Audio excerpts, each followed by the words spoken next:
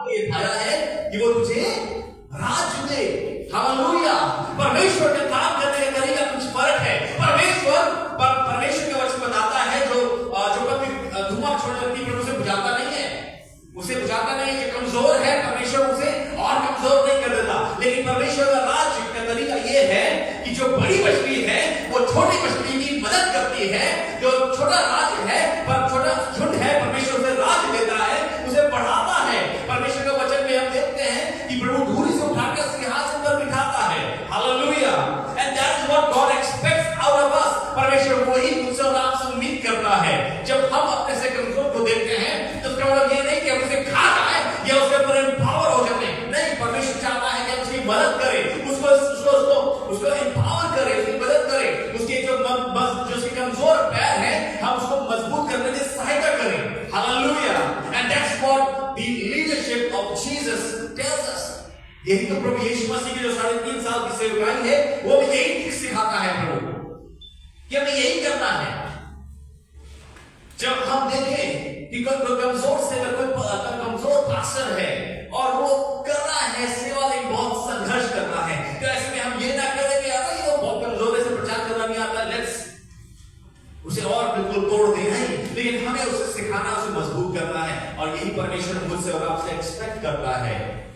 Hallelujah, hallelujah, hallelujah.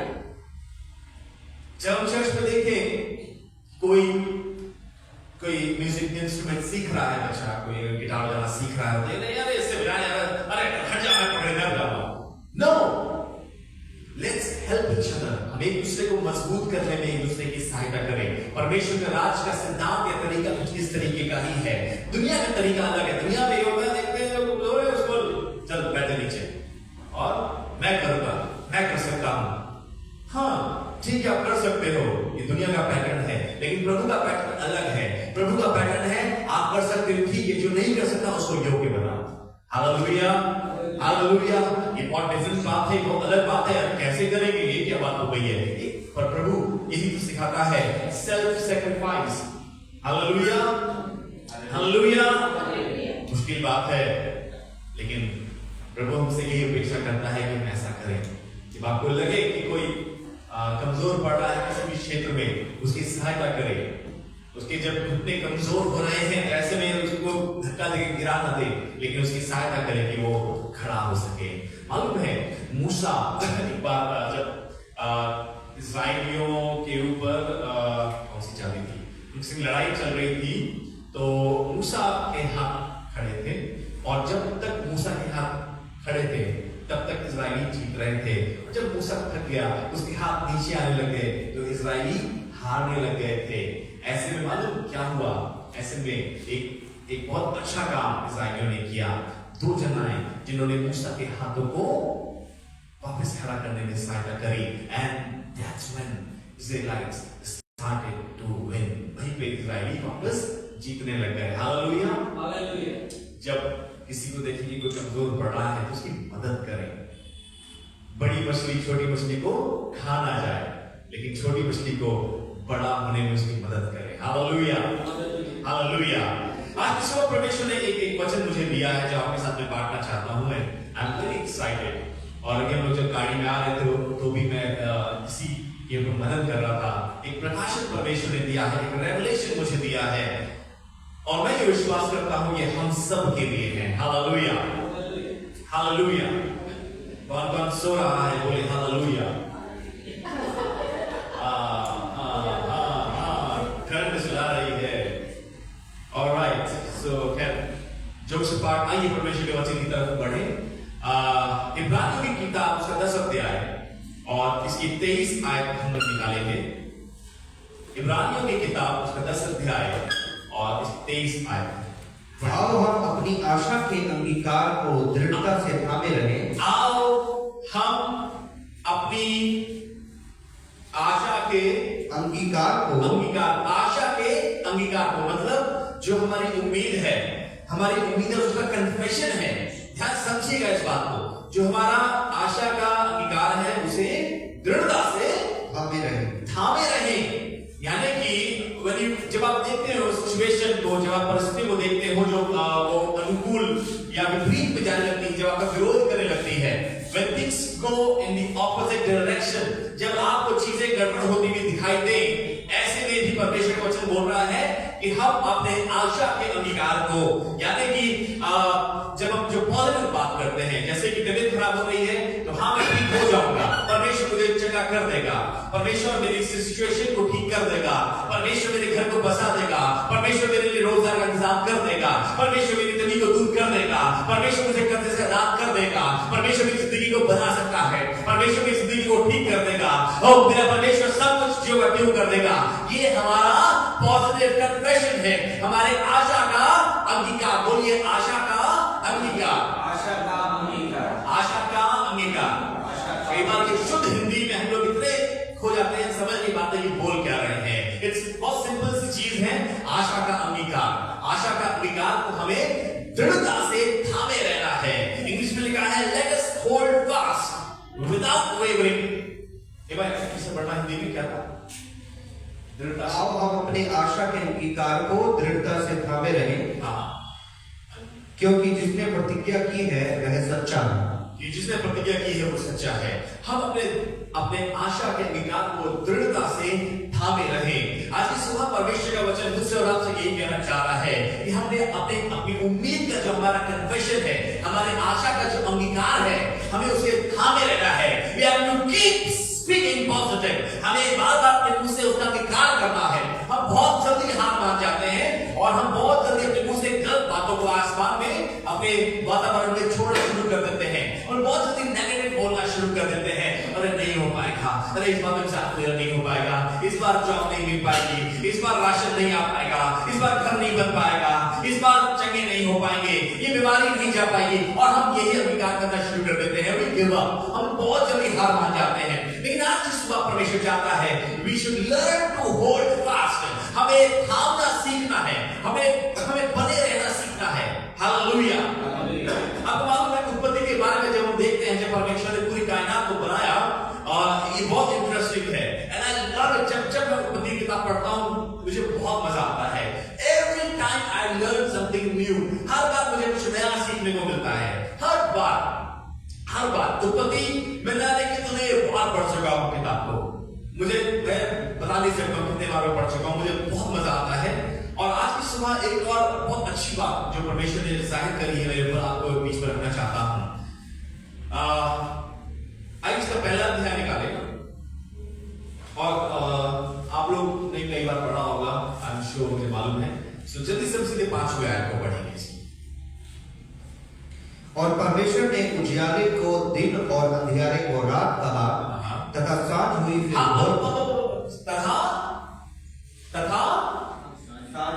तथा सब बोले हेलो, तथा सांझ का मतलब समझते हैं? शाम हुई फिर क्या हुआ? बोर नहीं हुआ, बोर हो गए। नहीं जोशुआ पहले बोर मत हो, शीशे में देख के आगे देखो। ओके, शाम हुई और फिर सुबह हो गई, और इस प्रकार पहला दिन, इस प्रकार क्या हुआ? इस प्रकार क्या हुआ? पहला दिन हो गया। ध्यान दीजिएगा इस बात के ऊपर लिखा है शाम हुई और सुबह हुई और पहला दिन हो गया। हम लोग कैसे दिन को काउंट करते हैं? सुबह हुई और रात हुई, लेकिन परमेश्वर कैसे काउंट कर रहा है? शाम हुई और सुबह हुई। ध्यान दीजिए इसके ऊपर। एंड दैट्स हाउ परमेश्वर ने काउंट किया, पहला दिन हो गया। Hallelujah, hallelujah. क्या समझ में आ रहा है आपको ये पढ़ने के बाद? तथा सांझ हुई फिर भोर हुआ और इस प्रकार से पहला दिन हो गया। मैं चाहता हूं आप अपना ध्यान इसके ऊपर लाइए कि परमेश्वर महत्वपूर्ण यहाँ पे काउंट कर रहा है, और परमेश्वर गलती नहीं करता। परमेश्वर गलती नहीं करता। क्या मतलब है इसका? Hallelujah, hallelujah. शाम हुई, सांझ हुई, नाइट, रात हो गई, और फिर सुबह हो गई, और इस प्रकार से पहला दिन हो गया। इसका मतलब है हमारा परमेश्वर कादिर है। इसका मतलब है हमारा परमेश्वर स्किल्ड है। इसका मतलब है हमारा परमेश्वर निपुण है।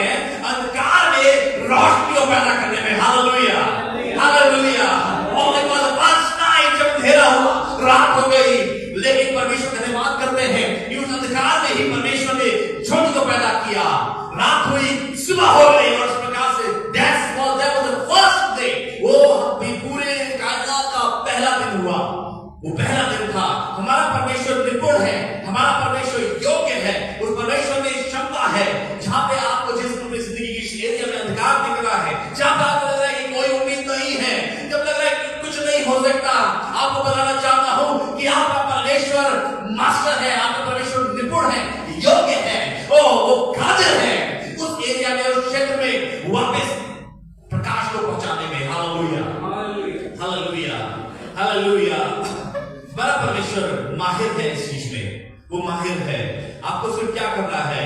You just have to get through one to get to the other. आपको सिर्फ बने रहना है, आप सिर्फ टिके रहना है।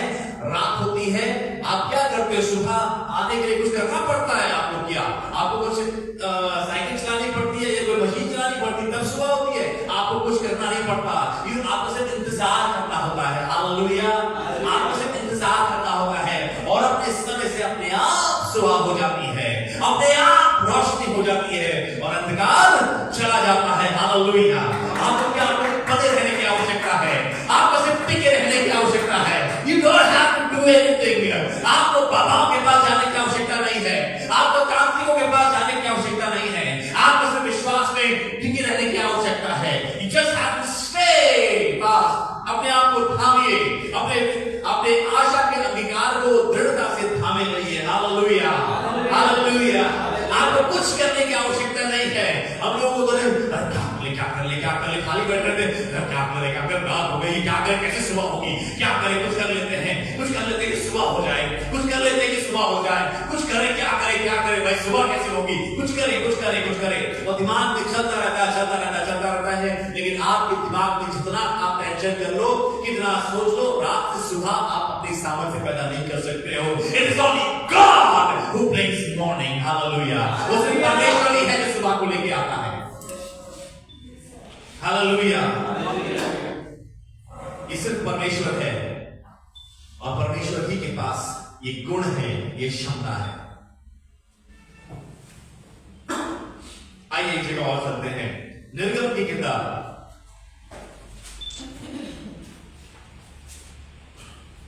उसका 12 अध्याय।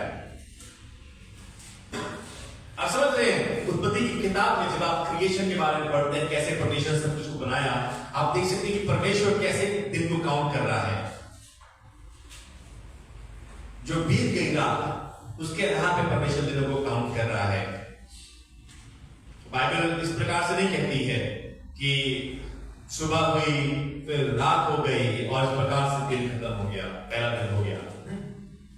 ऐसे नहीं कहती बाइबल। लेकिन बाइबल में प्रभु बता रहा है कि परमेश्वर ने कहा सांझ हुई और फिर सुबह हुई और वो पहला। हालेलुया। आइए निर्गमन उसका 12 अध्याय और इसकी 12वीं आयत से पढ़ेंगे। 12 अध्याय। क्योंकि उस रात को मैं मिस्र देश के बीच में होकर जाऊंगा और मिस्र देश के क्या मनुष्य क्या पशु सबके पहलौठे को मारूंगा और मिस्र के सारे देवताओं को भी मैं दंड दूंगा। मैं यहोवा हूं। और जिन घरों में तुम रहोगे उन पर वह लहू तुम्हारे लिए चिन्ह ठहरेगा, अर्थात मैं उस लहू को देखकर तुमको छोड़ जाऊंगा और जब मैं मिस्र देश के लोगों को मारूंगा तब वह विपत्ति तुम पर ना पड़ेगी और तुम नष्ट ना होगे। हालेलुया। आपको मालूम है परमेश्वर ने इस बात को अपने जन के ऊपर, अपने सेवक के ऊपर जाहिर कर दिया कि जो मिस्र में ऐसे करके मौत का फरिश्ता आएगा। हालेलुया। परमेश्वर बता रहा है कि रात को जो मृत्यु है वो वहां से होके गुजरेगी और वो देखेगा कि जिस द्वार पे लहू का निशान है, जिस दरवाजे की चौखट के ऊपर लहू लगा हुआ है,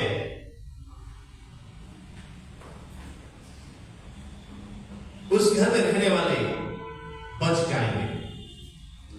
हालेलुया। हालेलुया। परमेश्वर ने इस बात को बता दिया कि मृत्यु तो होकर जाएगी, मिस्र में मौत का फरिश्ता होके जाएगा, लेकिन परमेश्वर ने एक बात बता दी है कि जिस घर के दरवाजे पे जिस घर के चौखट में लहू लगा होगा, उस घर में जो रहने वाले हैं उन्हें कुछ नहीं होगा। हालेलुया। रात को मौत का फरिश्ता आया, लेकिन जिनके घरों में उस खून का निशान था, क्या उनको और कुछ करना पड़ा? क्या उनको कुछ करना पड़ा था कि अरे बाहर में मौत जा रही है, बाहर में लोग तबाह हो रहे हैं, बाहर में लोग मर जा रहे हैं और लोग नष्ट हो रहे हैं, क्या उनको कुछ करना पड़ रहा था बचने के लिए? Do they have to do anything? क्या उनको कुछ करना पड़ा था? जी नहीं, तो कुछ नहीं करना पड़ा था, सिर्फ एक काम करना था, उनको उस घर के अंदर टिके रहने की आवश्यकता थी। Hallelujah. And that's how they were saved. और उस लहू के निशान ने उनको बचा दिया। Hallelujah, hallelujah. उनको सिर्फ बने रहने की आवश्यकता थी उस घर के अंदर, उस चौखट के अंदर जिसमें लहू का निशान था, और वही उनका बचाव बन गया, वही उनका बचने का कारण बन गया। हालेलुया।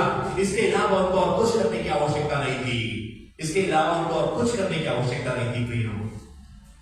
हालेलुया। अगर वो खुद कुछ भी कोशिश कर लेते और मैं तो ट्राई लेंगे, हम ये दवाइयां खाएंगे, हम यहाँ से ये वाला वो क्या वैक्सीन मंगा लेंगे, आजकल पूरे कनाडा से मंगवा लेंगे वैक्सीन, मुझे पता नहीं किसने बोला। आप ये काम झाम करने की कोई आवश्यकता नहीं है। You just need mark of blood in your house. आपको अपने घर के बाहर में सिर्फ उस खून के निशान की आवश्यकता है। मौत का फरिश्ता आएगा और वो कुछ नहीं कर पाएगा। Your God will blind him। आपका परमेश्वर उसको अंधा कर देगा।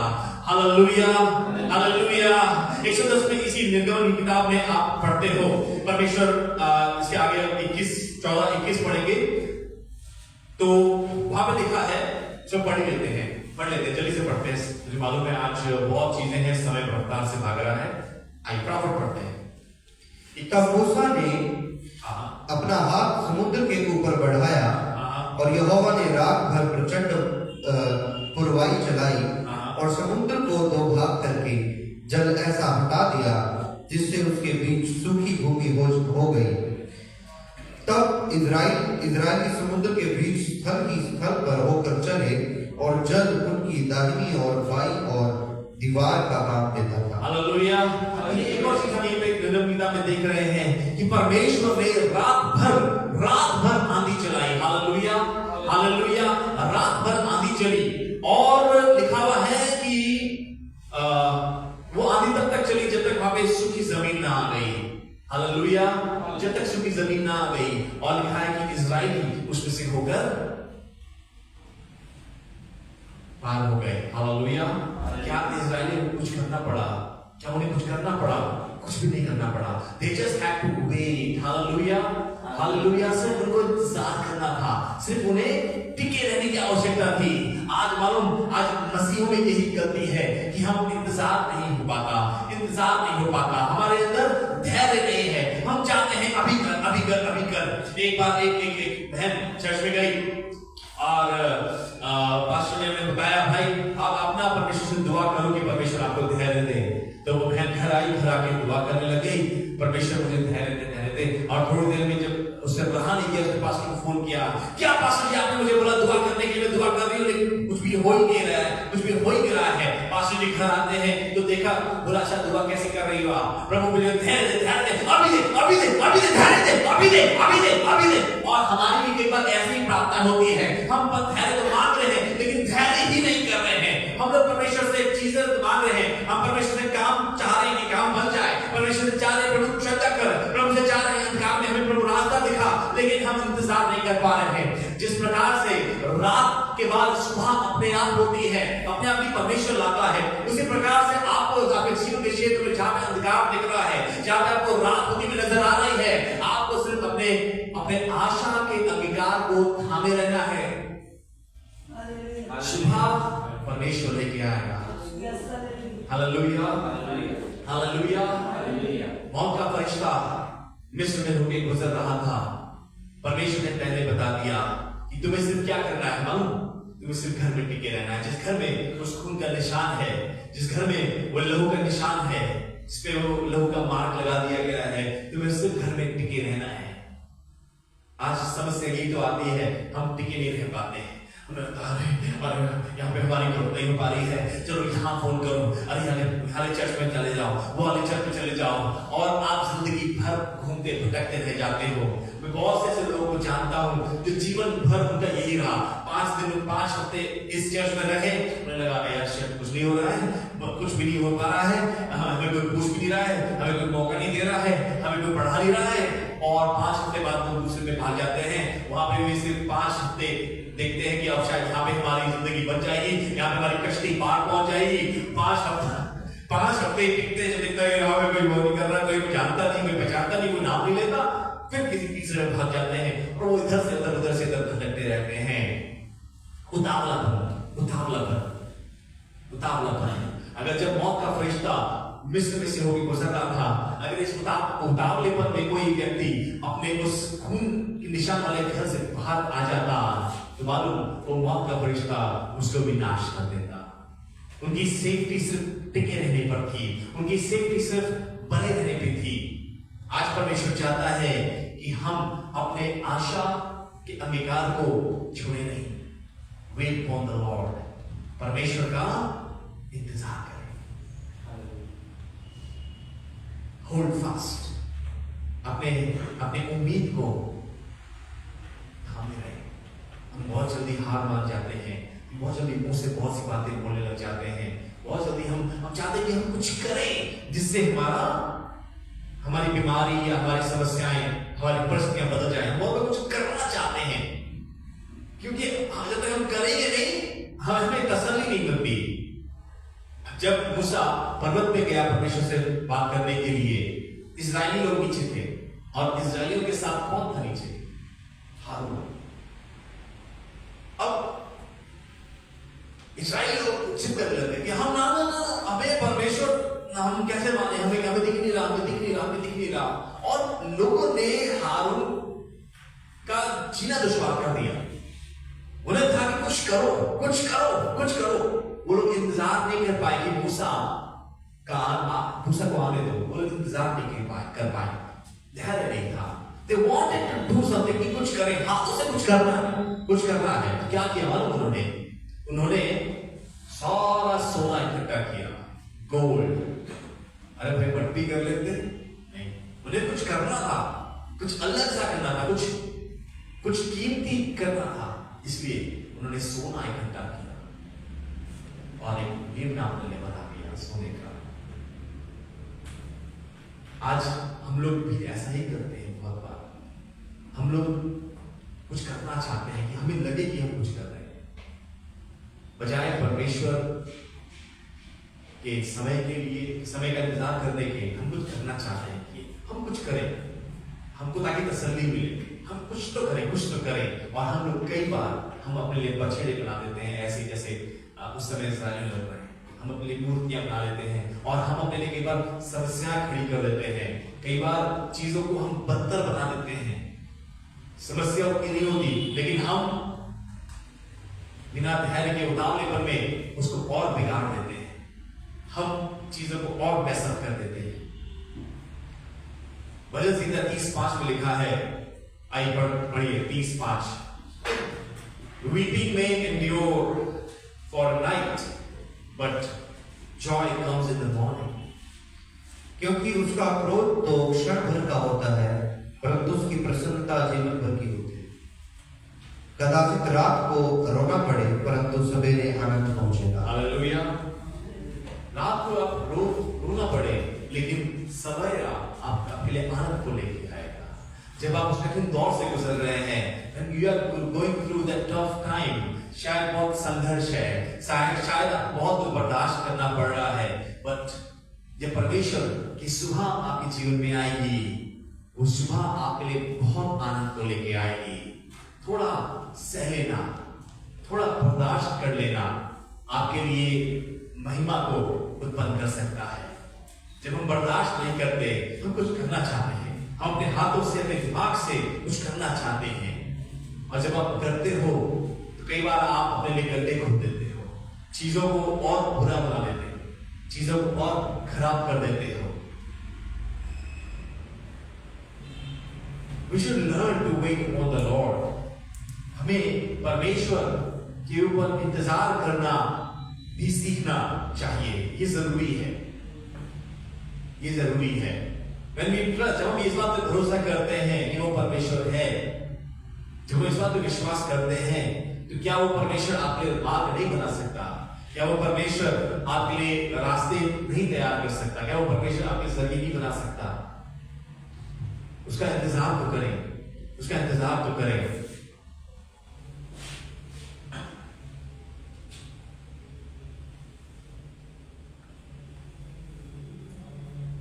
जब आप किसी भी दिशा में मेहनत करना शुरू करते हैं और जब एकदम से हमें परिणाम नहीं मिलता, जब हमें एकदम से रिजल्ट्स नहीं मिलते, या एकदम से तरक्की नहीं मिलती, या एकदम से हमें अप्रिशिएट नहीं किया जाता, तो हम क्या करते हैं? हम हार मान जाते हैं, हम कड़वे हो जाते हैं, बिटर हो जाते हैं, जुबान से गलत गलत बातें बोलना शुरू कर देते हैं, हाथों से गलत गलत काम करना शुरू कर देते हैं।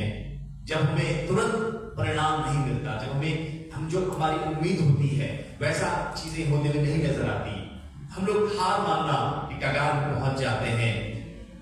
और जब हम हार नहीं मानते, जब कई बार हम लोग अंदर धैर्य रखते हैं और हम फिर भी हम भला करते रहते हैं, फिर भी हम मेहनत करते रहते हैं, फिर भी हम अच्छा करते रहते हैं, फिर भी हम एफर्ट्स करते रहते हैं, तो मालूम, और उसके बाद जब रिवॉर्ड आता है, उसके बाद हमारी जब उम्मीद पूरी होती है, तो वो मालूम और भी ज्यादा एक रिवॉर्डिंग एक्सपीरियंस होता है, उसमें और भी ज्यादा आपको आनंद मिलता है, वो और भी ज्यादा आपके लिए एक अच्छा अनुभव को पैदा करता है। जब परिणाम कई बार देर से आता है, मैं ऐसी आपको बहुत सी कहानियां बता सकता हूं। अभी लास्ट ईयर जुलाई में जब जहां पे मैं जॉब कर रहा था, वहां पे हाथ जोड़ के नमस्ते कर दिया था, तो मैं बहुत कोशिश कर रहा था कि कहीं जल्दी से कुछ हो जाए, जल्दी से कुछ हो जाए, और मैं बहुत कॉन्फिडेंट था कि हो जाएगा कुछ ना कुछ। मैं बहुत माना कुछ ना कुछ हो जाएगा, मिल जाएगी जॉब, मिल जाएगी, मैं बहुत कॉन्फिडेंट था। लेकिन जब करता रहा, 1 महीना हो गया, कुछ नहीं हुआ, 2 महीने हो गए, कुछ नहीं मिला, कोई ऑफर नहीं, तीसरा महीना हो गया, कुछ नहीं मिला, और अब ऐसा हो गया था कि अब जो भी सेविंग्स थी, जो भी कुछ था, सब नेगेटिव में जाने लग गया, और मेरे जो बिल्स थे वो लगभग मेरे ऊपर 4 लाख 4.5 लाख का नेगेटिव इकट्ठा हो चुका था। और अब मेरे को पता था कि कैसे होगा, क्या होगा। लेकिन मैं धन्यवाद करता हूँ कहीं ना कहीं परमेश्वर ने मेरे अंदर उस धैर्य को दिया, मेरे पास वो शांति थी, और उसके बाद परमेश्वर ने मेरे लिए बेहतरीन इंतजाम किया, और जहां की मतलब सारी चीजें एक तरफ मेरे को ये प्रेशर कर रही थी कि शायद बैंगलोर जाना पड़ेगा, परमेश्वर ने एक अच्छा इंतजाम किया। और मेरे को ऐसे समय पर जब सारे ऑफिस काम पे बुला रहे हैं, मुझे घर से ही काम करने का अपॉर्चुनिटी मिला, और ये एक्सपीरियंस बहुत रिवॉर्डिंग था, ये एक्सपीरियंस बहुत अच्छा था। अगर मुझे 1 महीने बाद ही जॉब मिल जाता तो शायद वो इतना रिवॉर्डिंग ना होता। हम सारा और अब्राहम के बारे में जानते हैं कि दंपति बहुत बुजुर्ग हो चुके थे, इनके पास संतान ना थी, they did not have any child, उनके पास कोई भी बच्चा नहीं था, और बहुत समय उन्होंने उम्मीद रखी, लेकिन एक समय आ गया, उम्मीद छोड़ दी, और जब बुजुर्गियत में इनको संतान मिली, तो वो जो आनंद था, वो जो एक्सपीरियंस था, शायद अगर इन्हें पहले मिल जाता बच्चा, तो वो आनंद इनको ना मिल पाता। कई बार जब हमारा परिणाम या हमारे रिवॉर्ड्स, या कई बार जब हमारी सैलरी रुक जाती है, ऐसा होता है ना, कई बार ऑफिस में सैलरी रुक जाती है, और हम लोग उस समय तो बड़ा टेंशन होती है, और भाई मेरी आई नहीं, लेकिन जब हम 1 महीने बाद या 1.5 महीने बाद जब 2 महीनों की सैलरी इकट्ठा आती है, तो वो अपने साथ आनंद को भी लेके आती है, क्योंकि आमतौर हमें एक्स अमाउंट मिलता है, और जब 2 महीने बाद डबल 2 महीने की सैलरी इकट्ठा मिल रही है 2x, तो वो और भी ज्यादा अच्छा अनुभव हमें देता है। Hallelujah, hallelujah. हमारा परमेश्वर न्यायी और धर्मी परमेश्वर है, वो आपके साथ अन्याय नहीं होने देगा। हालेलुया, वो आपके साथ अन्याय नहीं होने देगा। रात को भले आपको रोना पड़े, लेकिन जब सुबह आएगी तो सुबह आपके लिए आनंद को लेके आएगी। आपको सिर्फ अपने विश्वास को, अपने अंगीकार को थामे रहने की आवश्यकता है। आपको अपने विश्वास को थामे रहने की आवश्यकता है। और जब मैं कह रहा हूं रात और सुबह, तो आप समझता हूं, आप समझ रहे हैं मैं क्या कहना चाह रहा हूं। ये सिर्फ परमेश्वर ही है जो रात के बाद सुबह को लेके आता है। आप अपनी काबिलियत से, अपनी ताकत से सुबह को पैदा नहीं कर सकते। करके देख लेना, रात को 12 बजे बैठ जाओ, 1 बजे में सुबह कर लो। आप जितना पैसा लगाना हो पैसा लगा लो, दवाइयां कुछ भी कर लो। इट्स नॉट पॉसिबल, ये मुमकिन ही नहीं है। परमेश्वर ही सुबह को लेके आता है। और उसी प्रकार से आपके जीवन के हर एक क्षेत्र में, जहां पे आपको दिख रहा है कि यहाँ पे तो अंधियारा हो रहा है, या मैं कुछ लैक कर रहा हूँ, ये बात बन नहीं रही है, जहाँ पे आपको नजर नहीं आ रहा है, वहां पे आपको सिर्फ अपने आशा के अधिकार को थामे रहने की आवश्यकता है, आपको बने रहने की आवश्यकता है।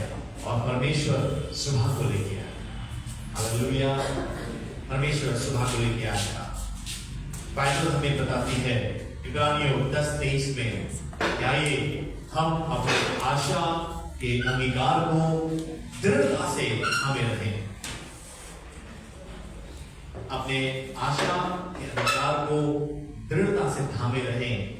और क्यों थामे रहें? क्योंकि जिसने वादा किया है वो सच्चा है, हालेलुया, जिसने वादा किया है वो सच्चा है। Because for he who promised is faithful, और उसके ऊपर आप विश्वास कर सकते हैं, उसके ऊपर आप तकिया कर सकते हैं। उसने कहा है कि जगत के अंत तक मैं तुम्हारे साथ हूं, वो आपके साथ है। हालांकि आपको दिख नहीं रहा है, लेकिन वो परमेश्वर आपके साथ है, उसने आपको छोड़ा नहीं है, वो आपको भूल नहीं किया है, वो आपको उसका त्याग नहीं दिया है। बहुत बार हमें ऐसा लगता है हमारे सिचुएशन में, हमारे दुख को कोई नहीं देखता है, हमारे दर्द को कोई नहीं देखता है।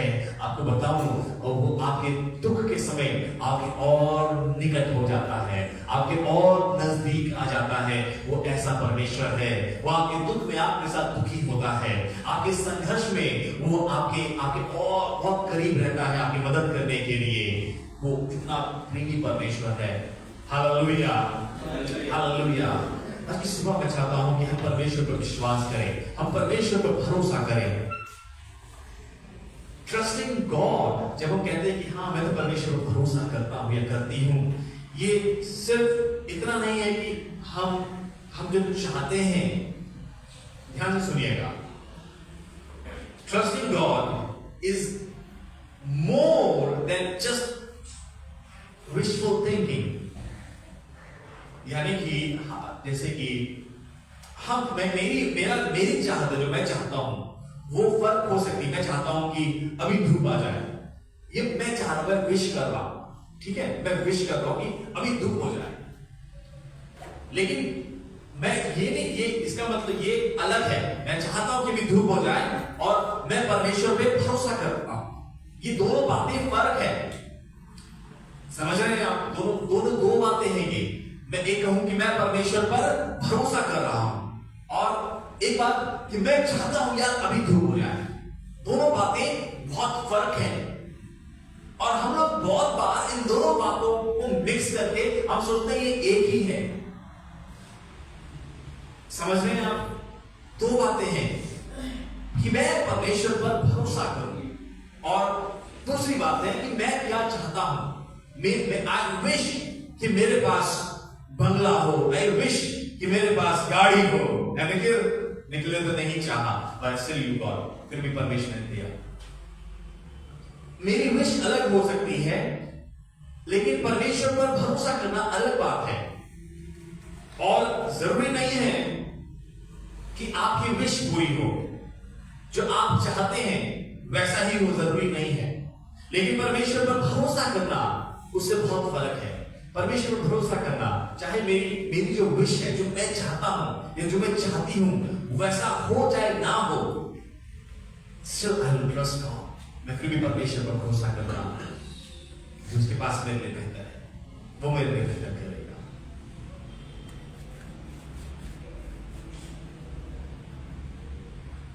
ट्रस्ट करना मतलब क्या है? परमेश्वर पर ट्रस्ट करना का मतलब है इस बात को जानना कि यदि परमेश्वर ने कहा है तो वो करेगा, यदि परमेश्वर ने कहा है तो वो मेरे लिए करेगा। ये परमेश्वर पर भरोसा करना है। ये इस बात को जानना है कि परमेश्वर सिर्फ कायनात के ऊपर परमेश्वर का नियंत्रण नहीं है, सिर्फ कायनात के ऊपर परमेश्वर नियंत्रण करना यही नहीं है उसका राज्य, लेकिन वो परमेश्वर सिर्फ कायनात पर नहीं, लेकिन हमारी हर एक परिस्थिति के ऊपर भी उसका ही नियंत्रण है।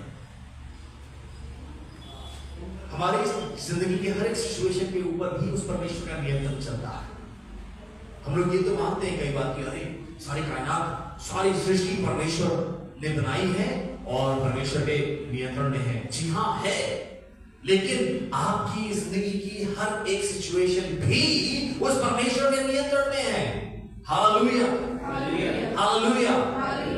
ये एक बहुत गहरी बात है जो हम लोग अक्सर जिसमें मिस कर जाते हैं। हम लोग ये तो मानते हैं कि परमेश्वर का नियंत्रण में है सारी कायनात, हर एक बात परमेश्वर का नियंत्रण में है, हर एक चीज को परमेश्वर ने बनाया वो परमेश्वर के काबू में है। जी हाँ है, लेकिन आपकी जिंदगी की हर एक सिचुएशन, हर एक सर्कमस्टेंस भी परमेश्वर के ही नियंत्रण में है। आप जिस चीज से होके गुजर रहे हो, आप जिस सिचुएशन से होके जा रहे हो, उसके ऊपर भी परमेश्वर का नियंत्रण है। वो परमेश्वर के नियंत्रण से बाहर नहीं है। हम सोचे अरे ये तो परमेश्वर के नियंत्रण से बाहर है, नहीं, वो भी परमेश्वर के नियंत्रण में है, वो भी परमेश्वर के नियंत्रण में है। Whatever it may be, वो कुछ भी सिचुएशन हो सकती है। दो बहनें थी, उनके घर में उनके भाई की मृत्यु हो गई थी। एक बहुत ही गंभीर स्थिति है, परंतु वो भी परमेश्वर के काबू में है। हालेलुया। आपको मालूम है मैं लाजर की बात कर रहा हूं। लाजर जो मर चुका था वो भी परमेश्वर के नियंत्रण में था, और यीशु आया, यीशु ने कहा लाजर जिंदा हो गया। परमेश्वर ने उस स्थिति को बदल दिया। Hallelujah, hallelujah. आपकी सिचुएशन उन दो बहनों से ज्यादा खराब तो नहीं हो सकती, मैं समझता हूं। आपकी जिंदगी की हर एक स्थिति परमेश्वर के काबू में है, परमेश्वर के नियंत्रण में है। सिर्फ करना इतना है, होल्ड फास्ट, अपने आशा के अंगीकार को थामे रहिए, अपने आशा के अंगीकार को थामे रहिए। आशा का अंगीकार, फिर से बता रहा हूं, बहुत से लोग नहीं थे। आशा यानी उम्मीद, अंगीकार आप जो बोलते हो उसको दृढ़ता से थामे रहो। जब आपकी परिस्थितियां बिगड़ रही हैं, जब आपको लग रहा है काम नहीं बन रहा है, समस्याएं नहीं जा रही है, थामे रहिए, थामे रहिए। क्यों थामे रहिए? क्योंकि सांझ हुई और भोर हुआ और पहला दिन हो गया। Hallelujah, hallelujah. शाम हुई और फिर सुबह हुई और पहला दिन तब हुआ। आज आपके जिस भी जिंदगी के क्षेत्र में आपको लग रहा है कि सांझ हो रही है, अंधेरा छा रहा है, अंधेरा छा रहा है, आप परेशान मत होइए, केओस मत कीजिए, लेकिन सब्र करना है, सब्र करना है, क्योंकि परमेश्वर सुबह को लेके आएगा। हालेलुया। परमेश्वर सुबह को लेके आएगा, और सुबह परमेश्वर अपने आप लेके आएगा। उसके लिए आपको कुछ करना नहीं है, आपको सिर्फ टिके रहना है, आपको सब्र के साथ बैठे रहना है, और अपने आप परमेश्वर रात से सुबह को लेके आएगा। हालेलुया। मैं विश्वास करता हूं परमेश्वर का वचन आपसे बात कर रहा है, परमेश्वर का वचन आपसे बात कर रहा है। जब मौत का फरिश्ता मिस्र से होकर गुजर रहा था, तो सिर्फ एक ही काम था जो इस्राएलियों को, यानी कि परमेश्वर लोगों को करना था। मन क्या? मेमने के लहू जिस घर में लगाया गया है, उस घर में सब्र के साथ बैठे रहना है। हालेलुया। सब्र के साथ बैठे रहना है, और वो मौत का फरिश्ता चला जाएगा। हालेलुया। मौत का फरिश्ता चला जाएगा, वो दिक्कतें, वो तूफान, वो सब शांत हो जाएंगे। आपको सिर्फ सब्र करना है, आपको सिर्फ टिके रहना है, आपको सिर्फ टिके रहना है। हालेलुया। आज की शाम, आज की इस सुबह में परमेश्वर चाहता है we should learn to be patient। हमें काम रहना सीखना है, हमें शांत रहना सीखना है, हमें सब्र की आवश्यकता है, हमें सब्र करना सीखना है। रात होएगी, रात से सुबह तक परमेश्वर का समय है, परमेश्वर सुबह को लेके आएगा। सांझ हुई और भोर हो गया, और इस प्रकार से पहला दिन हो गया। आज आपके लिए हो सकता है आपकी जिंदगी क्षेत्र में सांझ वाला समय चल रहा है, हालांकि रात को रोना ही क्यों ना पड़े, लेकिन जब सुबह आएगी, सुबह अपने साथ आनंद को लेके आएगी, महिमा को लेके आएगी। Hallelujah, hallelujah.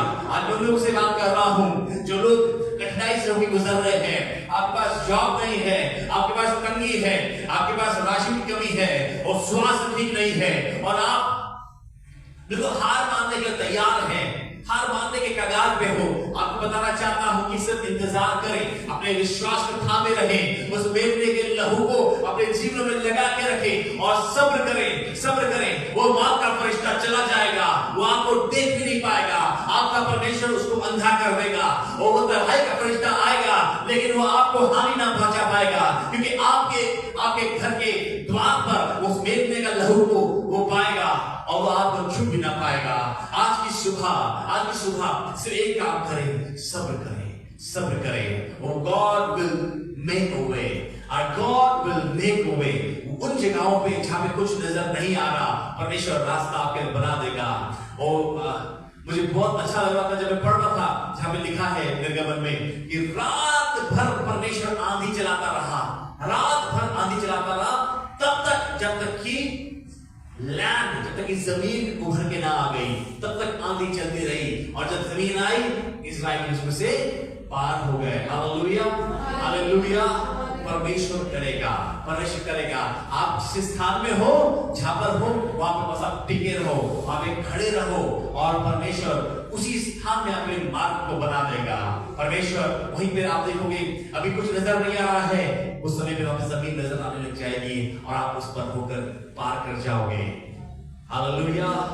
Soon you will see the morning. आप बहुत जल्दी आप सुबह को देखोगे, सुबह की ज्योति को देखने पाओगे। सब्र करो, सब्र करो, अपने आशा के अंगीकार को दृढ़ता से थामे रहो। हालेलुया। आइए अपनी आंखें बंद करें। प्रभु यीशु मसीह का धन्यवाद करता हूं आपके वचन के, जो हमें जीवन देता है, जो हमें उम्मीद देता है, हमें मजबूत करता है, हमें आशा देता है। मैं दुआ करता हूं प्रभु, आज की सुबह जो वचन बोया गया है, ये हमारे जीवनों में घर कर जाए प्रभु, ये हमारे जीवनों में प्रभु जी, हमारे जीवनों में प्रभु एक नए जोश को ले आए खुदावंद, कि हम आपके हाथ को थामे रहे प्रभु। और जब हम चीजों को प्रभु जी विरोध में उठता हुआ देखते हैं, और जब हम आंधियों को चलते हुए देखते हैं, हम जब लहरों को आते हुए देखते हैं प्रभु, हमारा ईमान प्रभु आपके ऊपर बना रहे परमेश्वर, हम आपके हाथ को थामे रहे खुदावंद। मैं दुआ करता हूं प्यारे परमेश्वर, तो एक व्यक्ति को आज की सुबह प्रभु इस प्रकाशन के द्वारा मजबूत कर प्रभु, इस प्रकाशन के द्वारा तू प्रभु लोगों को मजबूत कर खुदावंद। प्रभु हम इस बात को जान जाए कि खुदावंद तू सिर्फ सृष्टि तेरे नियंत्रण में नहीं है प्रभु, लेकिन हर एक परिस्थिति भी तेरे नियंत्रण में है खुदावंद। हाँ प्रभु, तेरे नियंत्रण में है खुदावंद, तेरे नियंत्रण में है प्रभु। और जिन परिस्थितियों से हम आज गुजर रहे हैं खुदावंद, इसमें भी तूने हमारे लिए भलाई को रखा है खुदावंद, क्योंकि तेरा वचन बताता है कि तूने हमारे विषय में कल्पनाएं की हैं जो हमारे हानि नहीं वरन लाभ ही की है। मैं दुआ करता हूं प्रभु, तो अपनी कलीसिया को मजबूत कर, एक परिवार को आशीष दे। हम आपके नाम को सारा आदर और महिमा देते हैं, इस प्रार्थना को यीशु मसीह के नाम से मांगते हैं, आमीन, आमीन। Praise the Lord, hallelujah. आज फरवरी महीने